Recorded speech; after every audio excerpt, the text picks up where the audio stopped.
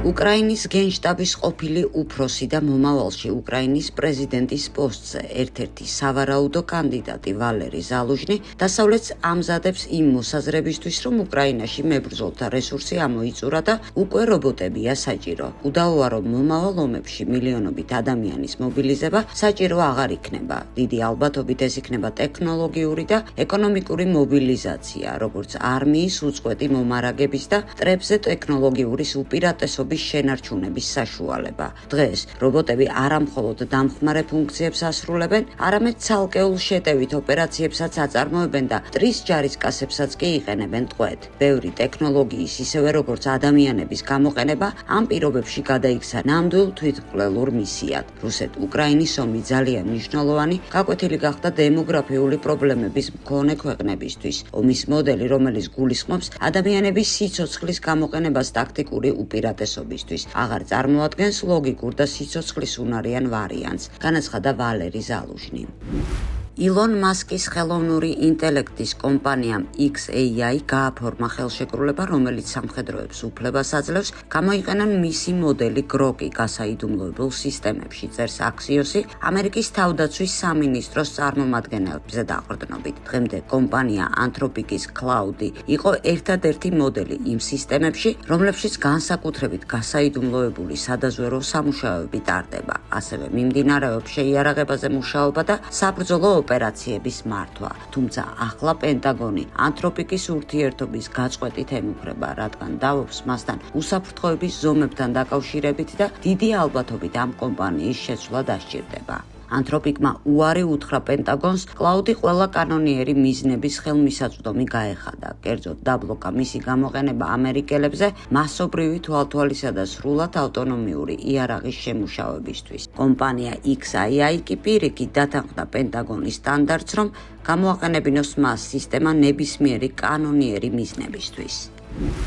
რუსეთის უშიშროების საბჭოს ხელმძღვანელის მოადგილე დიმიტრი მედვედევი კაია კალასის გამოხდომას გამოეხმაურა.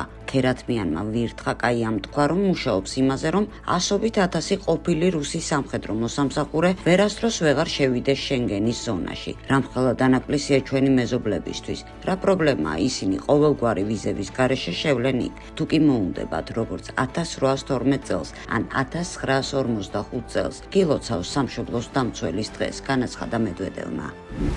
ამერიკის პრეზიდენტი დონალდ ტრამპი სულ უფრო ხშირად განიხილავს მრჩეველებთან ისეთ საკითხს, როგორიცაა თუ ვინ შეძლებს უხელმძღვანელოს პარტიას მის შემდეგ ვიცე-პრეზიდენტმა ჯეიდი ვენსმა თუ მარკო რუბიომ. მიუხედავად იმისა, რომ ტრამპი ცდილობს გუნდის შიგნით ბალანსის დაცვას, ერთ-ერთ პრეტენდენტს უკვე შექმნილი აქვს გუნდი, რომელიც შეიძლება მომავალი კამპანიის საფუძველი გახდეს.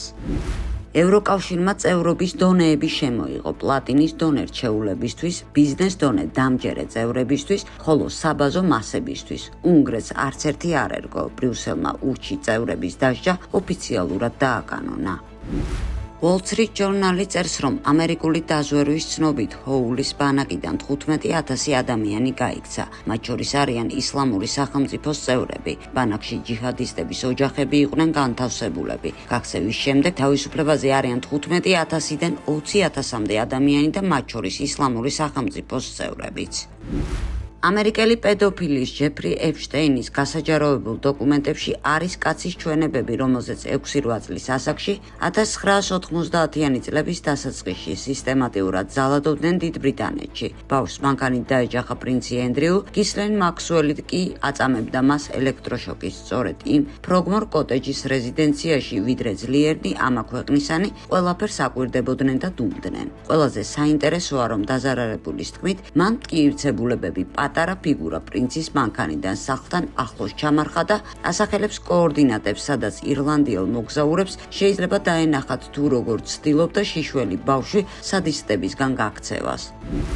დონალდ ტრამპი ამტკიცებს, რომ სირიის პრეზიდენტი თანამდებობაზე მან დანიშნა. ეს სხვა თემაა, ამიტომ ამაზე დიდ დროს არ დავხარჯავ. ერთადერთი რაც შემიძლია ვთქვა, არის ის, რომ სირიის პრეზიდენტი, რომელიც ამ თანამდებობაზე ფაქტობრივად მე დავნიშნე, ფენომენალურ სამუშაოს აკეთებს. ის ხისტი კაცია, ანგელოზი არ არის. ანგელოზი ვერ შეძლებდა ამის გაკეთებას, მაგრამ სირია ერთიანდება, კარგად ერთიანდება და დღემდე ქურდებს ძალიან კარგად ეპყრობა, განაცხადა ამერიკის პრეზიდენტმა. პოლონეთმა შეწყვიტა უკრაინელი დევნილების დახმარება. პრეზიდენტმა კაროლ ნავროცკიმ ხელი მოაწერა კანონს, რომელიც უკრაინელ დევნილებს შეღავათებს და სპეციალურ სტატუსს უუქმებს. 2026 წლის 19 თებერვალს პოლონეთის პრეზიდენტმა ხელი მოაწერა 2026 წლის 23 იანვრით დათარიღებულ კანონში იმ მუხლების გაუქმებაზე, რომლებიც ადგენდა უკრაინის მოქალაქეებისთვის დახმარებას მათი ქვეყნის ტერიტორიაზე შეიარაღებული კონფლიქტის გამო. ასევე ხელი მოაწერა ზოგიერთ სხვა კანონში ცვლილებების შეტანას.